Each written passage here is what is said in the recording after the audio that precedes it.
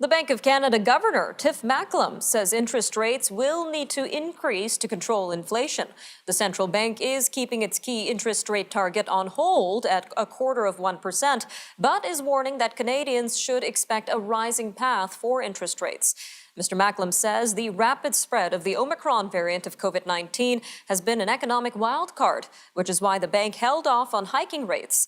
CIBC Chief Economist Avery Schenfeld expects the Bank of Canada to raise rates in March if the country gets better news about Omicron. Well, joining us now to give us an idea of how these interest rates might impact Canadians in the near future is Brendan Caldwell, Director of Caldwell Securities Ltd. Brendan, welcome back to Forum Daily. Always great to be here, Nima. Thank Always you. great having you, Brendan. Now, both the Bank of Canada and the Federal Reserve are expecting to begin these rate hikes in March and accelerate this year. But could this be a good thing? Would this maybe help slow the pace of price pressures that we've been seeing throughout 2021? Well, weirdly, Nima, actually raising interest rates, which is supposed to slow the economy down by making it more difficult to access capital. I mean, it's hard enough to access fruits and vegetables now. Because of supply chain issues. So now they make it harder to access capital. As you say that out loud, does it sound like something that actually will help inflation, at least in the short term, slow down, or will it actually raise the price of things? So yes, in theory, raising short-term interest rates, which is the part of the yield curve, the very short-term rates that the Bank of Canada and the U.S. Federal Reserve control, raising them is supposed to slow down the economy and dampen out inflation. But at least in the short term, it may well have the opposite effect. Well, bringing this back to our Canadian viewers, Brendan, how heavy of an impact will these interest rate hikes be for everyday people with mortgages? Well, it could be significant. You've already seen a bit of an uptick in mortgage rates. And Canada and the U.S. are different when it comes to mortgages. But I think you'll seeing interest rates probably will go up.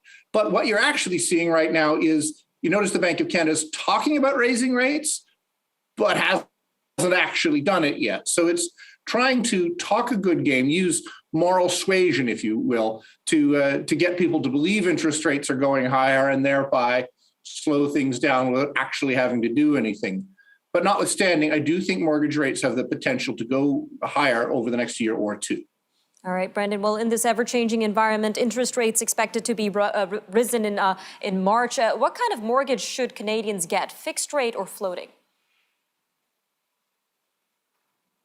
It really depends on their position.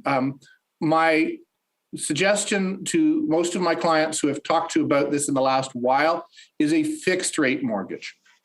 That is not going to be the lowest rate that you can possibly get from your bank or financial institution today.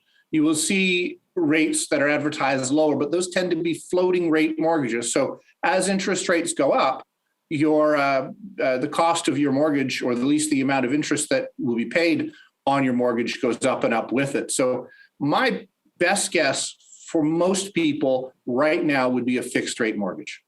All right, Brendan. Well, in this world of mortgages, we hear a lot about teaser rates, and they do look tempting, but how would they affect us in the long run? Well, that's what you're seeing is you'll see a very low rate posted, but it will be a floating rate, so that it may be that after 3 months or 6 months, the rate goes up automatically, or it may be that as interest rates as a whole, as the Bank of Canada raises interest rates and the bank raises their prime rate, you may see those rates begin to creep up or even go up quite dramatically in the next while. So the lowest rate posted, these, what's the word to use, teaser rates, could actually be a trap, might be a strong word, but they're meant as a teaser. They're meant to get you in.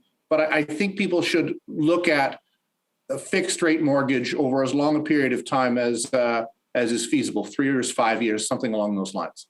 All right, Brendan, just about a minute left here, but there are so many reports that the younger generation wants to get into the housing market. But should we keep buying a home right now, or should we consider buying a home right now, or keep renting?